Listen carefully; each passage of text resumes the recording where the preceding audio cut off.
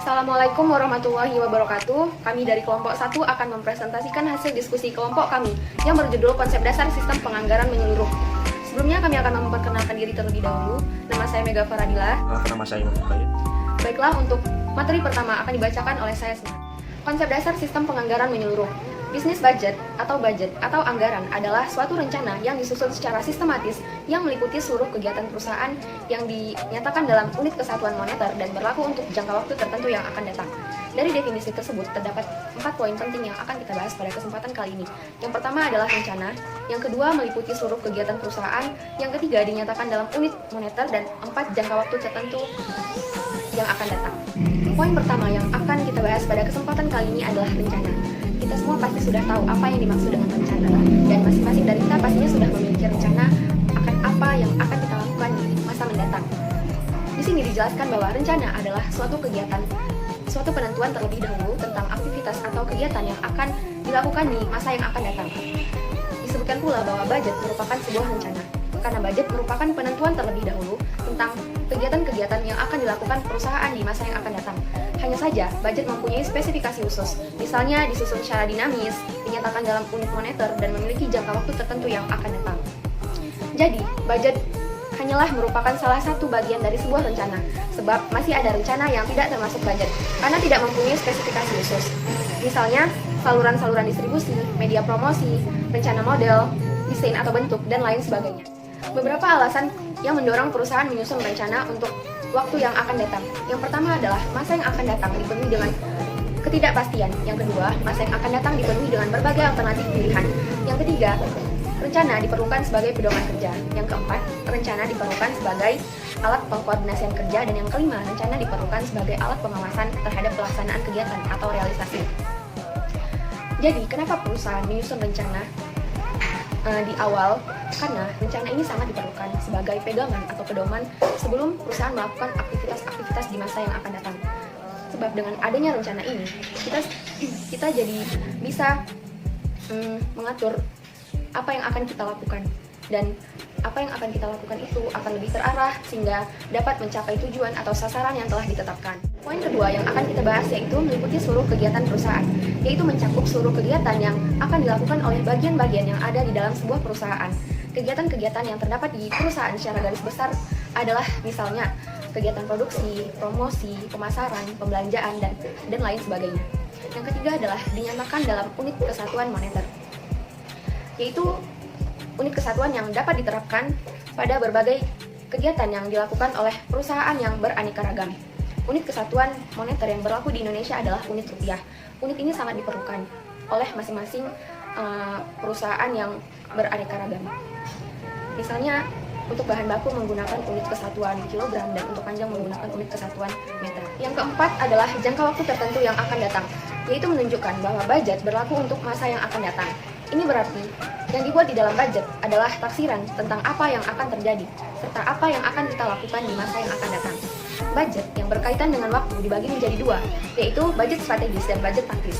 Budget strategis adalah budget yang berlaku untuk jangka waktu panjang, yaitu 1 periode akuntansi atau lebih, atau 1 tahun lebih. Sedangkan budget taktis adalah budget yang berlaku untuk jangka waktu pendek, yaitu 1 tahun atau kurang dari 1 tahun. Faktor-faktor yang mempengaruhi penyusunan budget dalam memilih jangka waktu berlakunya ada 5. Yang pertama yaitu luas pasar penjualan produk yang dihasilkan.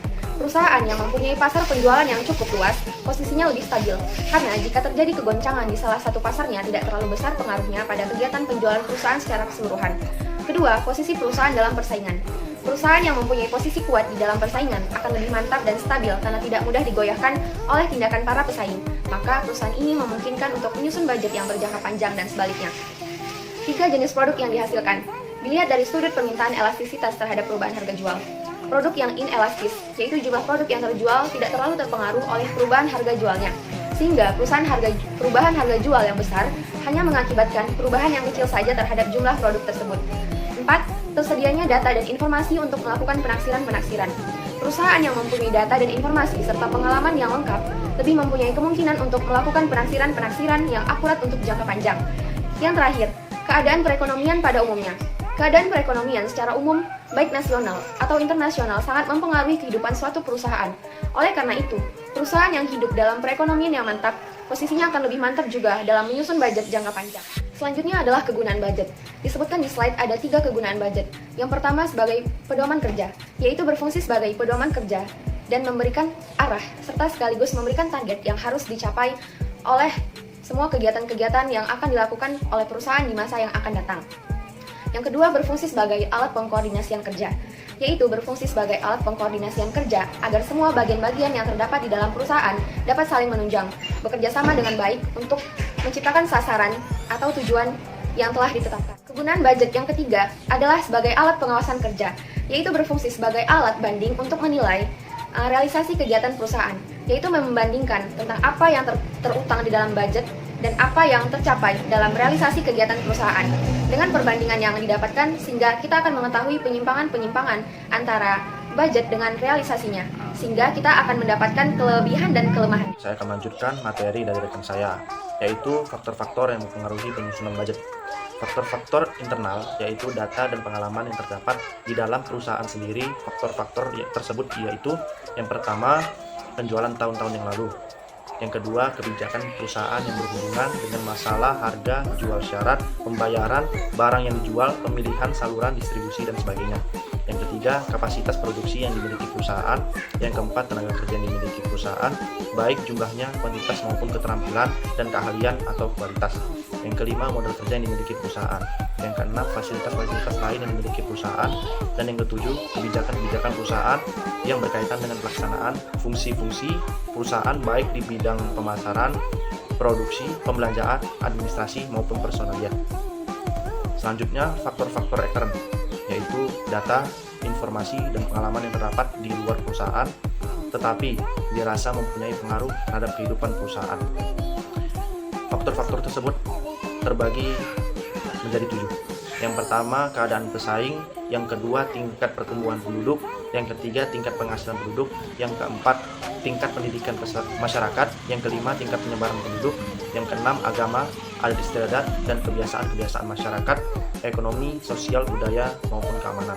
Dan yang ketujuh, keadaan perekonomian nasional maupun internasional, kemajuan teknologi, dan sebagainya. Baiklah, yang selanjutnya, hubungan budget dengan manajemen, akuntansi, matematika, dan statistik. Yang pertama, manajemen. Bila dikaitkan dengan penggunaan budget, maka budget mempunyai kaitan yang sangat erat dengan manajemen, khususnya yang berhubungan dengan planning, coordinating, dan controlling. Dengan demikian, nampaklah budget adalah alat bagi manajemen untuk membantu menjalankan fungsi-fungsinya. Dan yang kedua, akuntansi. Kaitan antara akuntansi dan budget yaitu, yang pertama, akuntansi menyajikan data historis yang sangat bermanfaat untuk mengadakan taksir-taksiran atau yang disebut juga forecasting, yang akan dituangkan dalam budget yang nantinya akan dijadikan sebagai pedoman kerja di waktu yang akan datang. Dengan demikian, akuntansi sangat bermanfaat di dalam penyusunan budget. Yang kedua, akuntansi juga melakukan pencatatan secara sistematik dan teratur tentang pelaksanaan budget itu nantinya. Dari hari ke hari, dengan demikian akuntansi menyajikan data realisasi pelaksanaan budget secara lengkap. Yang ketiga, matematika dan statistik. Ketepatan mengadakan taksiran-taksiran atau yang disebut juga forecasting di samping tergantung pada tersedianya data, juga tergantung pada ketepatan pengguna metode statistika dan matematika yang digunakan untuk mengolah serta menganalisa data tersebut. Di samping itu, matematika dan statistik digunakan untuk membandingkan budget dengan realisasinya dalam rangka mengadakan penilaian kerja perusahaan. Yang terakhir, kelemahan budget. Yang pertama, budget disusun berdasarkan taksir-taksiran atau forecasting. Yang kedua, taksir-taksiran dalam budget disusun dengan mempertimbangkan berbagai data, informasi, dan pengalaman baik yang controllable maupun uncontrollable. Yang ketiga, berhasil atau tidaknya pelaksanaan budget sangat tergantung pada manusia pelaksanaannya.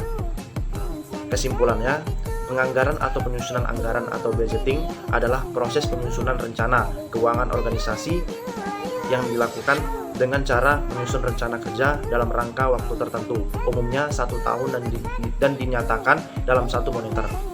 Posisi penganggaran adalah bagian dari perencanaan organisasi yang berdasarkan jangka waktunya dibagi menjadi 3, yaitu perencanaan jangka panjang, perencanaan jangka menengah, dan perencanaan jangka pendek. Terima kasih. Demikianlah presentasi yang dapat kami sampaikan. Lebih kurangnya kami mohon maaf. Billahi taufiq wal hidayah. Wassalamualaikum warahmatullahi wabarakatuh.